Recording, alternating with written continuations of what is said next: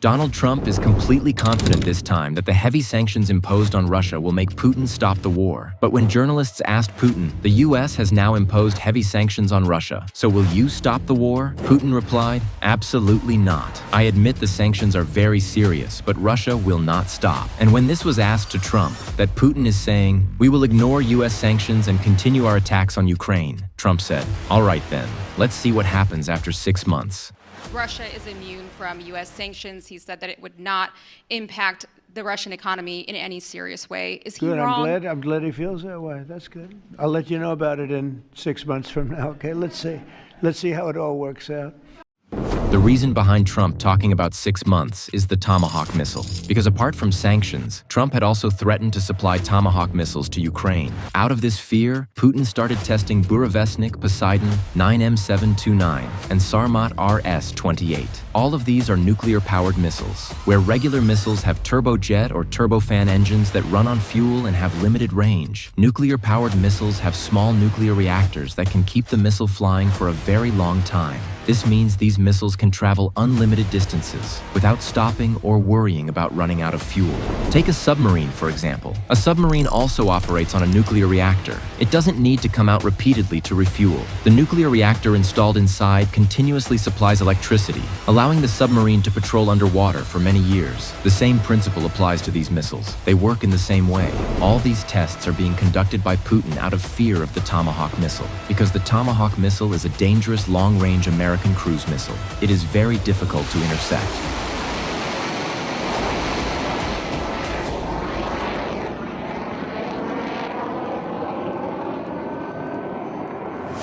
Even if advanced defense systems like the S-400 or S-500 are deployed, stopping this missile is still a major challenge for Russia. If Ukraine gets this missile, it can cause massive destruction in Russia. But supplying Tomahawk missiles to Ukraine so quickly is not possible, because operating them requires at least 6 months of training. Perhaps this is the reason why Trump mentioned 6 months in his statement. After Russia's nuclear missile tests, when Trump was asked, is your government going to provide long-range Tomahawk missiles to Ukraine? Then look what Trump said. Will your administration provide Ukraine with long-range Tomahawk missiles? Is that something that you're not considering that? No, not really. Earlier, Trump had talked about supplying Tomahawk missiles to Ukraine, but after Russia conducted nuclear missile tests, Trump began to show leniency regarding the supply of Tomahawk missiles, because Trump knew that the Tomahawk missiles could further escalate the war. It could even happen that Russia might start attacking not only Ukraine, but also NATO countries, since Russia is capable of doing such things. As we have seen in the past few months, Russia had sent drones into several NATO countries with the intention of attacking them, because these countries had provided weapons and military aid to Ukraine during the war. After that, Russia sent drones into the borders of these countries and later dismissed these incidents by calling them technical malfunctions. Perhaps that is why Trump directly refused to supply Tomahawk missiles to Ukraine. Trump said that the Tomahawk missiles would be given to NATO countries, and NATO would then supply them to Ukraine. Perhaps this is also the reason why Germany refused to provide Taurus cruise missiles to Ukraine, to avoid any direct conflict with Russia. Germany clearly stated that the Taurus missiles could strike several targets inside Russian territory, which could intensify the war and increase the chances of a direct confrontation between NATO and Russia. So, at this moment, if NATO or Trump tries to stop the Russia-Ukraine war by attacking Russia, it could push the world towards a nuclear war. And recently, Putin also warned that if there was any military escalation or the use of Tomahawk missiles, Western countries would have to face Russia's overwhelming response. After all, war cannot be ended by another war. So for now, it can be expected that the economic damage caused by sanctions may eventually lead to Russia running out of weapons, its economy becoming completely weak, and as a result, Russia halting its attacks on Ukraine. Let's find out the truth behind this. Trump's biggest concern was that India and China were strengthening Russia's economy by buying oil from it. Russia manufactures weapons and then attacks Ukraine. But now, both India and China have stopped buying oil from Russia. Although the official data has not yet been released, reports have surfaced that a ship named Furia, carrying 730,000 barrels of crude oil from Russia's Primorsk port to Sikka, Gujarat, India, took a U-turn right from the Baltic Sea.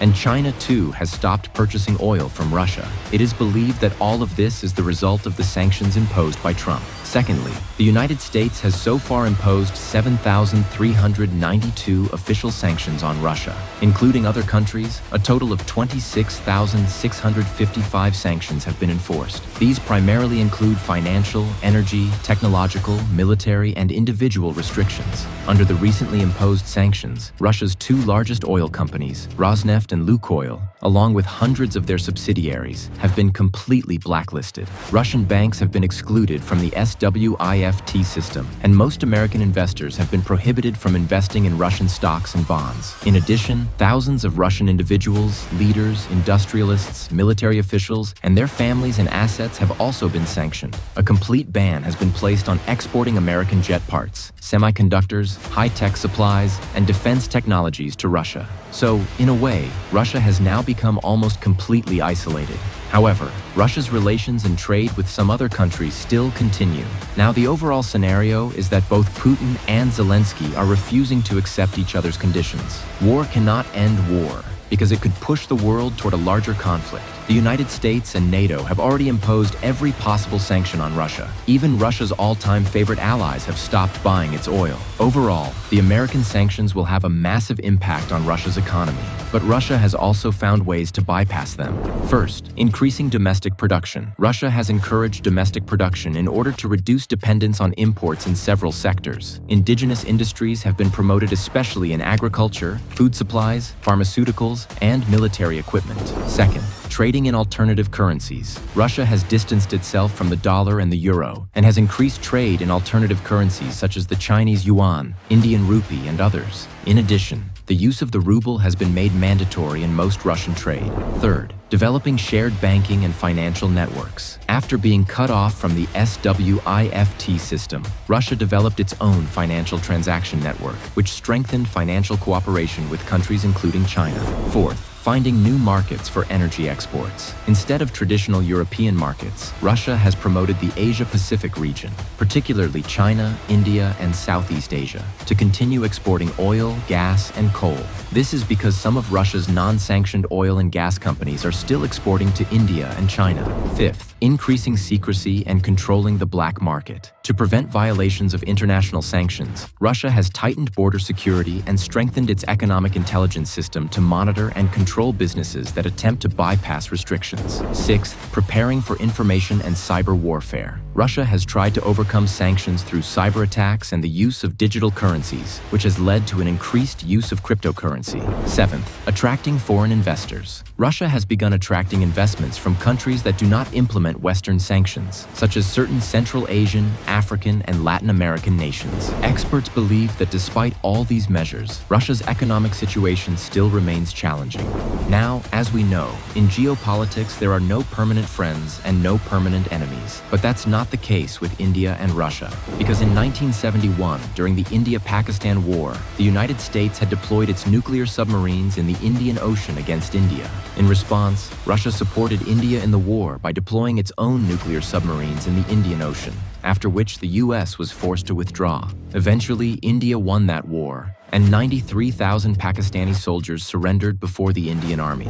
Therefore, to maintain its long-standing friendship, India stopped buying oil from Russia after US sanctions, but signed a new deal with Russia under which both countries will jointly manufacture passenger aircraft. Additionally, the supply of sunflower oil has been increased from 10% to 56%.